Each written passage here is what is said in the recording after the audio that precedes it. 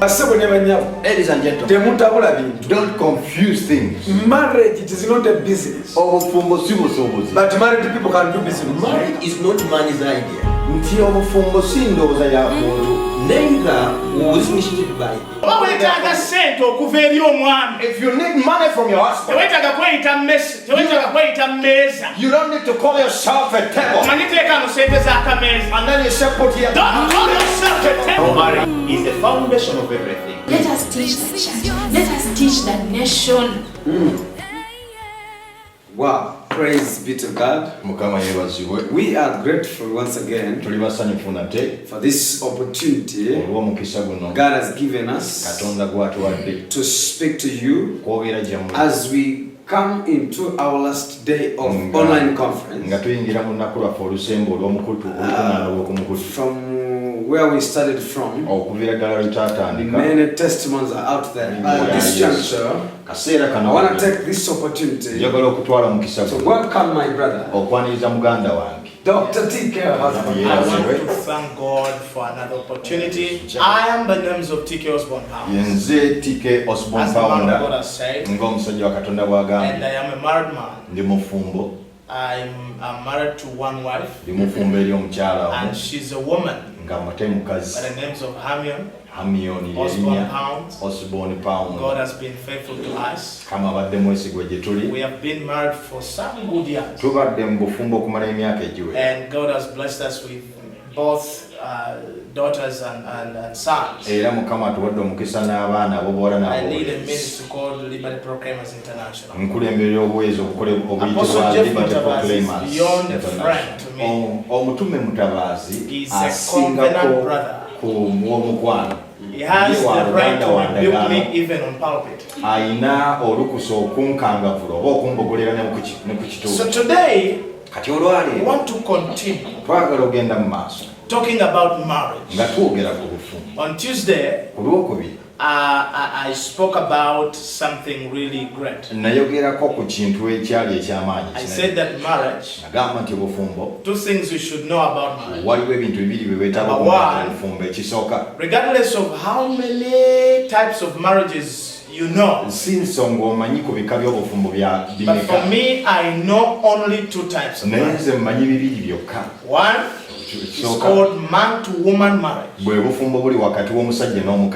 And the second marriage, it is called Christ-to-man marriage. Those are the only two marriages I know. And I said that marriage is not for boys. It's not for girls. Marriage is for mature people. That's why the Bible says that man shall leave his father. A man, not a young man. Not a youth. Not a boy. But a man.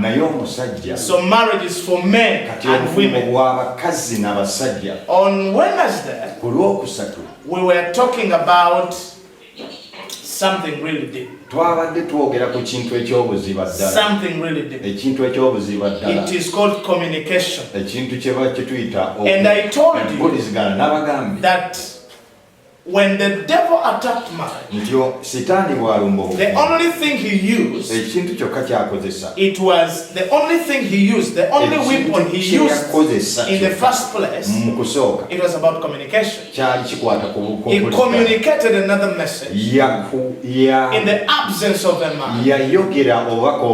And that misinterpreting of a message, it caused the troubles. So communication is so important in our marriages. And I told you yesterday, the reason why I have decided to do a certain recap, because that's where we're going to begin from. I said yesterday that communication or marriage is authority. And authority means power. Marriage is a covenant. And a covenant means power that joins you together. And that's what also the devil wanted. He wanted that authority. He wanted that power out of man.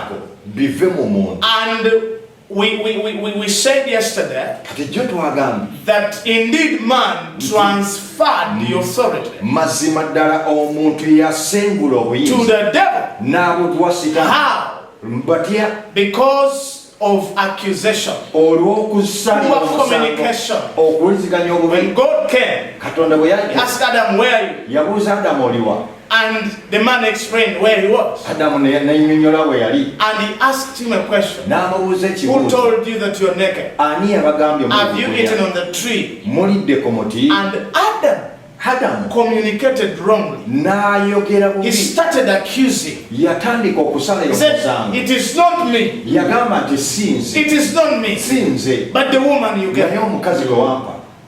And they asked the woman, what have you done? When Adam said, it is not me, the woman, he transferred authority from himself to a woman. And when they asked the woman, what have you done? The woman also said, it is not us, it is the serpent. That act transferred authority from woman again to the devil. Then the devil or the serpent had no one to accuse. So he remained with authority. And I told you, that is one of the reasons why Jesus was asked some questions and he did not reply. He knew the first trick of the devil, and he said this time around, are you the king of the Jews? Because he knew that through his speech he may communicate the wrong way and again transfer authority to the devil. Now I want to begin from there. I want to begin from there. Today I want to tackle onto something great in marriage. Number one, there is something we call divorce. And that's what I'm going to talk about today. I want to begin by saying, man of God, do you know that there are two types of divorce in marriage? First of all, let's say, what is divorce? Because yesterday when you posted the video and the photos, I also posted them on a certain WhatsApp, and a certain woman from Zimbabwe asked me a question, and I knew that she would be watching this video later. That's why I decided to tap on that today. She asked me a question. She said, man of God, what is divorce? It looked like simple, but it was deep. So I decided to tap onto that today. Divorce means separation. In just a brief word. Separation. Separate. That is divorce. But then the Holy Spirit was taking me deeper. Actually, man of God. Yes. Divorce. Yes. It's not only just for separation. Yes. But it's departing from God's will. Yes. It is departing from God's will. Yes. Because marriage, it started by God. Yes. God is the CEO of marriage. God is the initiator of marriage. So when divorce takes place, yes, that is departing from God's will. That is departing from God's company. Departing from God's purpose. Divorce is dangerous as denouncing Christ. Okwawukana mu bufumbo kyakati y'abaga nnyo ng'okwegana Kristo. I'm telling you. Divorce. Yes. If you're a child of God, hear me very well. Yes. Divorce, it is dangerous as denouncing Christ. Praise the I love that. Divorce is as dangerous as denouncing Christ. Our key scripture is in the book of Genesis chapter 2. Verse 24. The Bible says, therefore shall a man leave his father and his mother and shall cleave and they shall become one flesh. Let me repeat that one. They shall become one flesh. One flesh. Now listen to me. There are two types of divorce.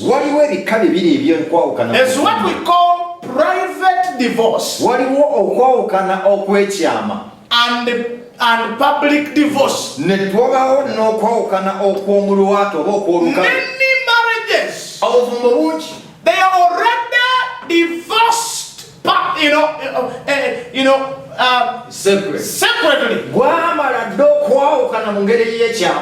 Privately, they are already, they divorce themselves.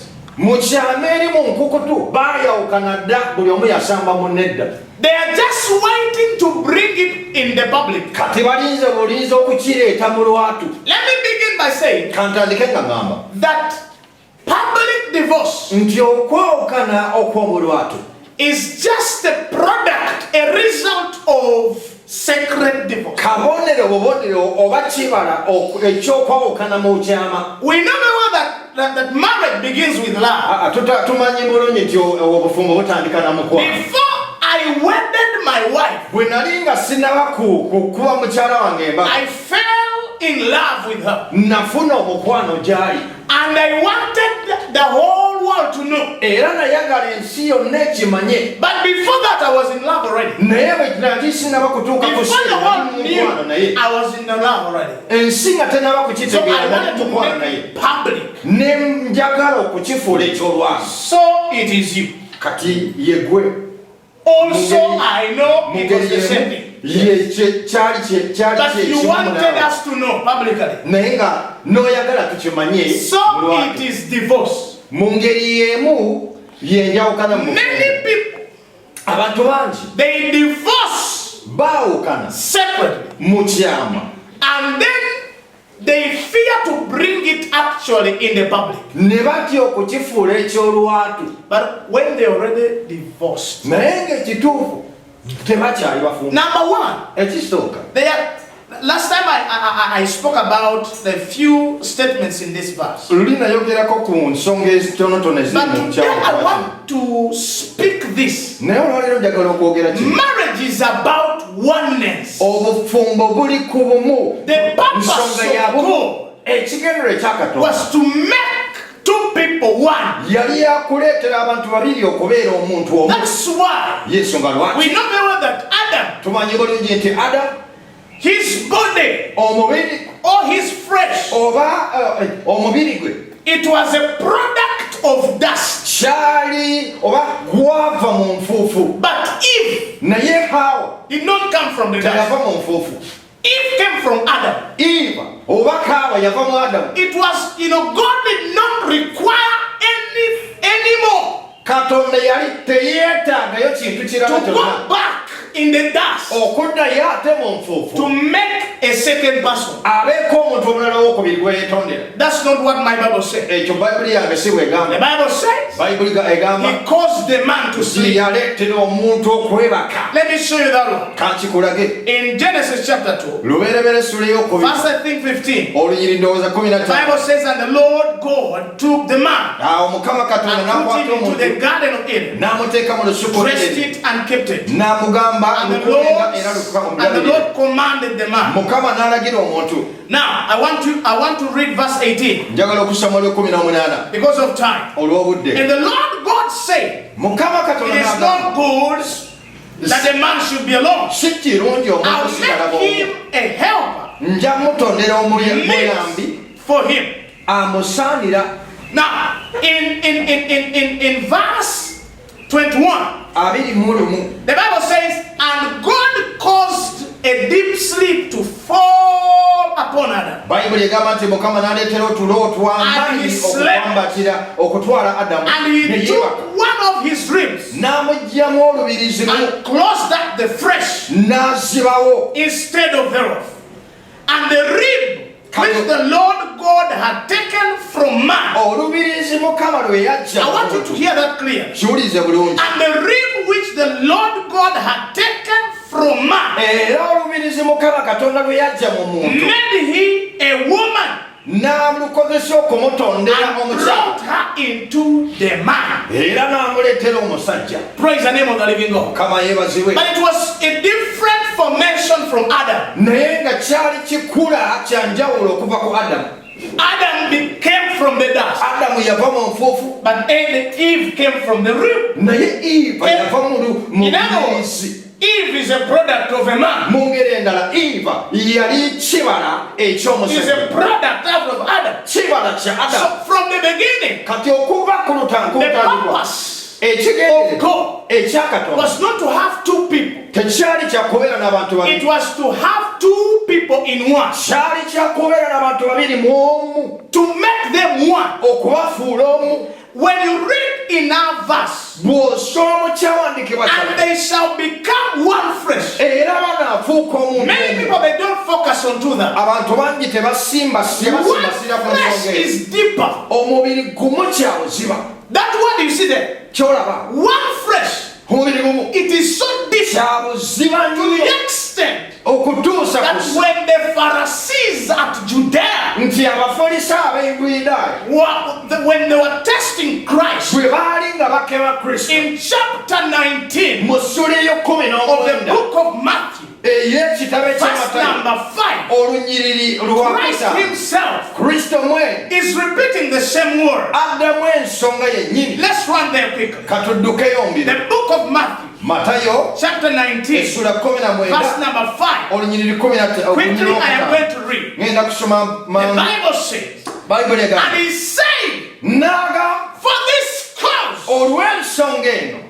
for this cause, which cause? Shall a man, for this cause, my brother, for this cause of marriage, shall a man leave his father? Let me first give you verse 4. And he answered and said, ye have not read that he which made them at the beginning made them male and female. And he said, for this cause shall a man leave his father and his mother, and they shall cleave to his wife. To his wife. The Bible says, and they shall train, or they shall become one flesh.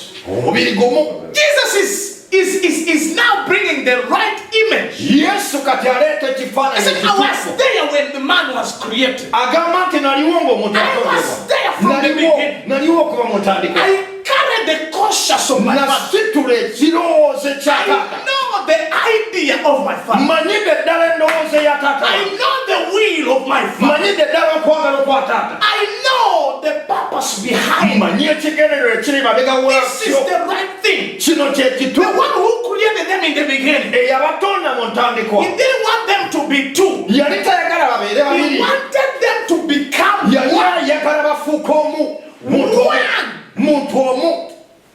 Praise the Lord. One fresh. Listen to this. Wherefore, verse 6. There are number n'olw'ensonga eyo tewabangawo. No. They are well. They are normal two. Tewaliwo mibiri ebiri. But one fresh. Oba abantu babiri wabula bali omubiri gumu. What therefore God ekyo n'olwekyo Katonda joined together. N'olwekyo Katonda kyagassa Let no man put asunder. waleme kubaawo omuntu yenna akigattulula. I love the word now therefore. Njagala nnyo They are no longer two. ebigambo ebyo bigamba nti n'olw'ensonga eyo tebakyali babiri. Tebakyalabikanga babiri. They no longer appear as two. Omusajja yenna Any man, bw'afuluma ennyumba ya kitaawe when he comes out of the father's house n'agenda n'awasa omukyala and clings unto his wife as marriage, nga tebannaba na kubagatta, before even the conjoining as marriage, endagaano wakati w'abantu there is a covenant between these two kye people. tukola nga tutadde vivi wansi. The covenant that we enter into with our knees down. And then you say, "Oh, now I feel the Spirit of God is upon me to rescue somebody's marriage. That day I put my knee down and I asked Hamion to get to marry. God honored that covenant. When that lady said, "Yes, I do," from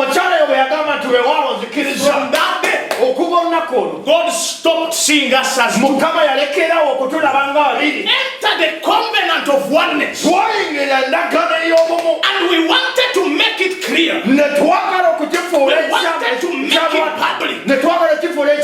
We went to our pastors, to our elders, and we asked them to join us to make it public. And on that day, with witnesses, God stopped seeing and having. We became one body. We became one man. There is a difference between unity and oneness. We are not united, me and my wife. We are one. It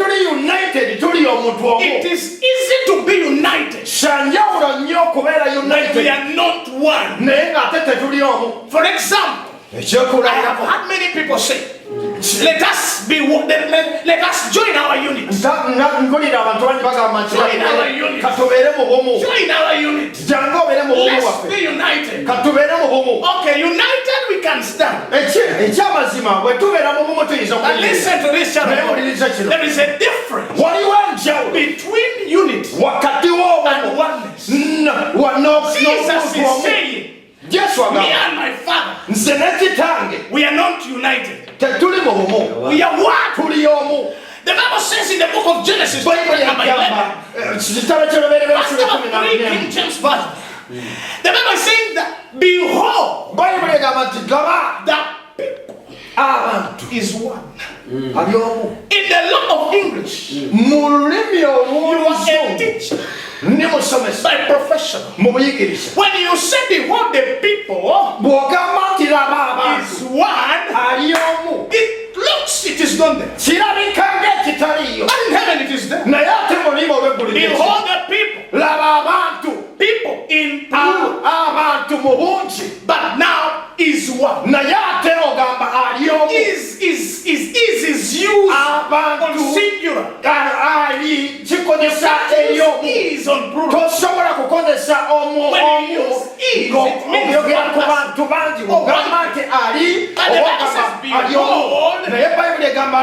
people is one. I want to show you the characters of oneness. Genesis 11. The Bible says, and the world was one language. That is one of the characters of oneness. Oneness means we have the same word, but the quicker is the one who is going to speak it. When you speak it fast, it is exactly the same word I had in it. We have a certain same understanding. We have one language. When you say, let us do it. Actually, I will say, you have studied my mind. Because I was about to say that. That's one of the characters of one. Number two. The Bible says one speech. There is a difference between a language and speech. It is different. It is easy for people to be with the one language, with a different speech. For example, for you who went to school, there is something you say. This person has a wonderful speech, but this person is maybe slow in the speech. But when it comes to oneness, language and speech, we don't say I want. We say it is one. Number three. The Bible says, oh my God. Let me first pause there. The first purpose. Why is it that I'm teaching that we have private divorce? The problem in marriage. The problem in marriage. All marriages that are breaking. They have gone against the law of oneness. That your wife is working in a certain organization and comes back and says, darling, I have something heavy in me, but it is about work. And you say, oh, no. Those are your issues. They're not my issues.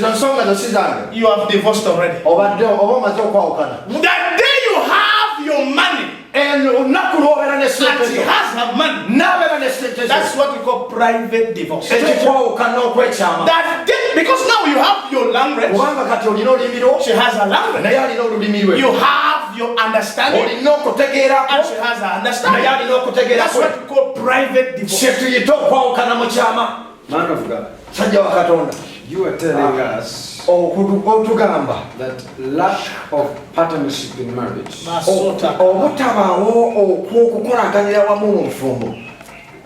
it produces divorce. Lack of partnership in marriage. Man of God, wait a minute. The word partnership, it simply means join me. That's not what I'm talking about. I am talking about when there is no difference between you and me. I am in you. You are in me. When I hurt you, I feel the same pain. If you're a man and you abuse your wife and you don't feel anything, guys, you already divorced many years ago. You already divorced many years ago. If you slap your wife and you don't feel anything, actually you add a kick. That's what we call divorce. You are waiting to bring it public.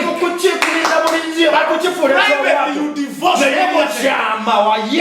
because there is no difference between my flesh, between me and my wife. Man of God, have you ever had something? Have you ever seen? Have you ever observed something? That when two people fall into love, genuinely in love, they begin to resemble. I have had many people speaking to me. I said, resemble with your wife. Many people. One of you is apostle. The last time you came in our house with Mama. He said, you guys, and they told us that we resemble. The answer is one. We are one. We are one. Her resemblance is my resemblance. She has to resemble me. I have to resemble her. Because that is the law of oneness. The more people resemble together, they live together and love themselves in me. They look alike and then you kind of want to do. No, we are beyond brothers and sisters. We are one. My wife. Can I take it deeper? Listen to me. Many people say, let me give you a live example in my marriage. When it comes to intimacy, when we let me go to bed issues now. Do you know? I have observed it many times. Me and my wife. When I want to praise, my God, and she wants to worship, I have observed it many times. Sometimes I'm alone in my chair and I feel like I want to praise God. I want to go to the throne. Immediately she will come and say, Daddy, I feel like I want to worship.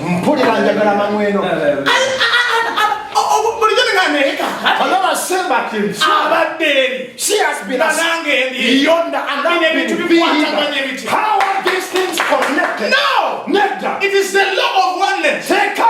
We share the feeling. Sometimes I wonder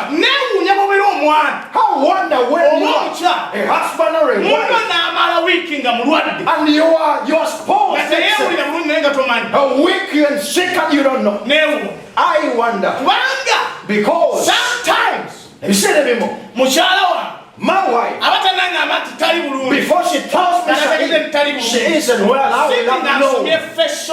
Not because I have read the facial expression, but I begin feeling something. The same pain in me. I begin feeling then I know that if it's not me, because me I don't forsake. I begin with that. Do you feel something? Of course I want. And then she says yes. Why? It is the law of oneness. Child of God who is listening. Marriage is about oneness. You cannot be married. You cannot be two people married. When every one of you is doing his and then you say, do you? And let me also do mine. Those ones are just they have already fulfilled the first the first type of divorce. They divorced privately. Now any man who brings paper and then he says, let's this paper that we'll have divorced a long time ago. You cannot tell me that they just walk up and then they say, let's quit it. Let's quit it. Let's sign papers and quit. It's not true. They will have secret divorce. The secrecy of divorce. Many children of God don't bother about those small things that separate the secret. You spend a whole day without talking. I won't call him. A whole day. Today, I won't call him. That's what you my friend, you are divorcing already. If a day comes with when you've not done it, because your spouse annoyed you, let me help you, my dear. You are soon coming to the level of a private divorce. But that of the private, it has begun. And that's the most dangerous. That is the one that gives birth to this one. The public one. People fear the public divorce. I'm finished. Everyone comes up. But if you want to take time and you begin working upon the small issues, one account, abakyala bampuliriza let me speak this in the local dialect because the Ugandan ladies you're the ones who are you say that always you should live for me my home table doesn't need money. Because you will like when we used to tooth our milk teeth and then you are talking about a rat is going to give you money. Yet it is someone going to give you money. If you need money from your husband, you don't need to call yourself a table. And then you say put here. Don't call yourself a table. Is your husband. You tell him. Number 2. Teri sente za chikazi. There is no female man. There is no feminine man. The femininity I've been seeking, looking for it for years, but I've never seen it. You make money. You marry. And then your wife says, this is the feminine man. This is feminine. Now if my money is also to be masculine, where is our money then? Where is the masculine? Now if you're sending your wife your jacket, and then you tell her, go and bring my jacket. You are divorcing privately. Bring our jacket. In marriage there is nothing like I feel the pronoun you. If you still want to be you, if you still want to be you, don't enter marriage. Because in marriage there is nothing like I. No. It is us. It is our money. Our computer, our business, our dress, everything is ours. There is nothing like yours. There is nothing like you and your family. It is either our family or nothing. There is no another option. It is either our parents or nothing. There is nothing like my parents. But every time I talk about my parents, you don't want to take her. No. It is our parents. If I have refused to send money, then we have refused to send money. Don't tell your parents that you know my parents. And I got married to a man who is in Ghana. When you accuse, that was the first mistake of Adam. Accusing his own body. And he's the one who said it. When he woke up, he said, this is the bone of my bone. The flesh of my flesh. And when he came to give accountability, he said, it is not I. It is her. It is her. That was now the separation. That was divorce already. That statement, it is the one which was divorce in the garden. It was not Eve. It was both. Yes, sir. Watching us. Once you change the language, yes, you move from us to I.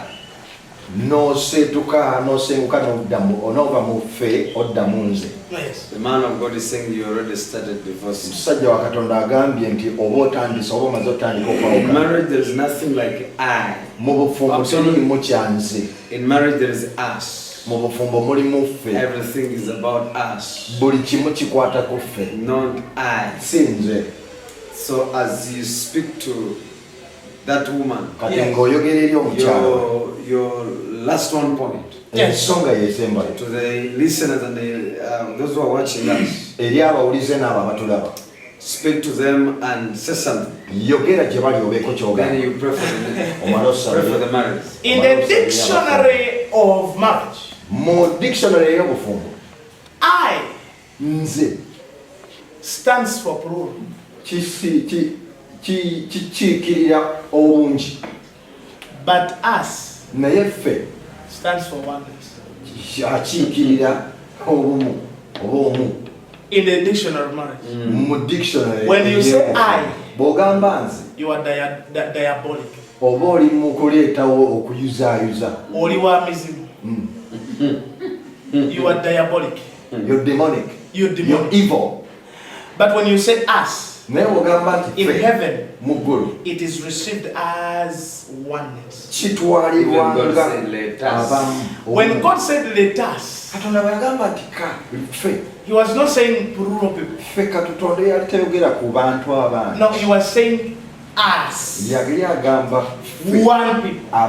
One person. Behold, the people are one. Behold, the people is one, not a one. Is one. Child of God. Child of God. I'm going to give you the antidote of your marriage. From today, kill the language of I. And begin the language of us.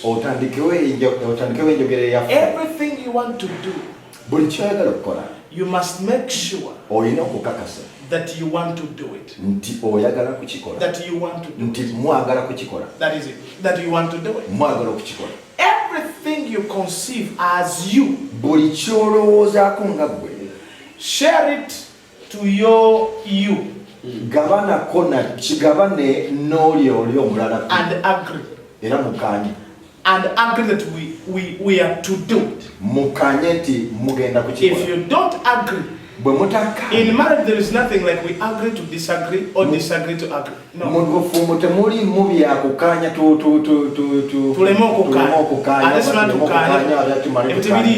It's not there. Yeah, last time let me finish with this statement. Private divorce triggers to public divorce.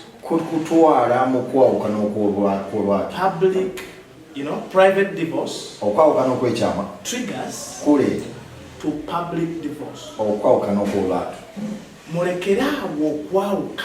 Stop divorcing. I mean, don't separate, don't divorce. If you were no longer sleeping in your bedroom, don't wait for the divorce papers. You are already in the divorce chamber. If you've been sleeping facing the opposite direction and you are wife, you first put on gears, hard gears. Let me help you. Don't wait for divorce papers. It appears you're already divorced. But it is not too late. It is not too late. It is not too late. It is just a matter of revising the principle of oneness. And that's where I'm going to get my prayer point. If you're there watching me, lift up your right hand and say, my Father, the one who began the marriage, the one who joined the earth together, and we became one. Revive us, renew us in the name of Jesus. Start to pray. Father, in the name of Jesus, I stand as your servant to pray for those who are watching us. Lord God, you are the founder of marriage. There are things that have been attacking our marriages to make sure that we separate, we divorce privately or permanently. But right now,